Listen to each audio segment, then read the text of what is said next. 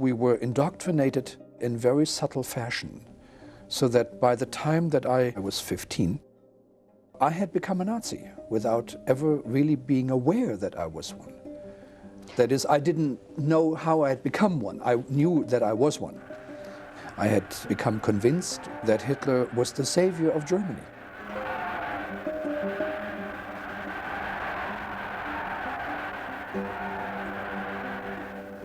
Beginning in the early 1930s, through the end of the war in 1945, Nazis in Germany started indoctrinating millions of children with Nazi ideas through groups like the Hitler Youth.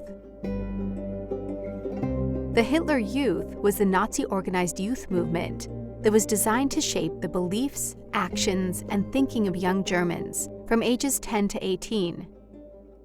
After Adolf Hitler came to power in 1933, the Hitler Youth and other similar groups had an important role to play in the Nazis' plan to reshape German society. The Nazis used youth groups to teach loyalty to Adolf Hitler, hatred of Jews, and to prepare young people for war. The groups were split into different sections. The boys' group was called the Hitler Youth, and the girls' group was called the League of German Girls. Jews were banned from joining these organizations.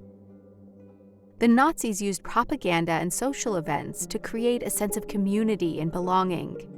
Members swore oaths to Hitler on his birthday and marched in uniforms and sang songs.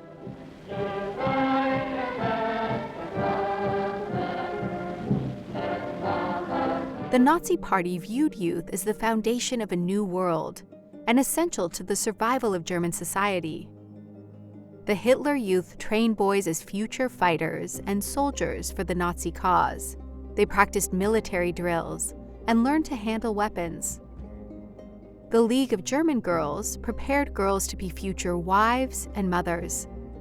Girls learned skills like cooking and nursing.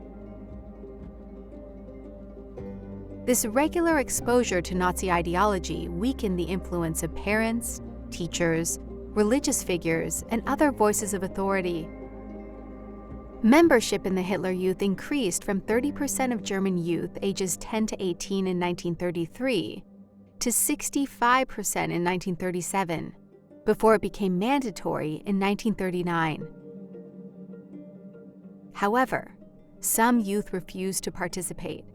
Some German young people even formed youth resistance groups, at the real risk of being arrested and imprisoned in concentration camps. The Nazis' efforts to shape young people's beliefs, actions, and lives was so strong that in the years after the war ended, young Germans were required to undergo training and education in democracy, designed to counter the effects of 12 years of Nazi propaganda and indoctrination. It is painful to think about some of these things and then to recall them, and to be aware of how frail civilization is and how human beings are capable of committing enormous atrocities.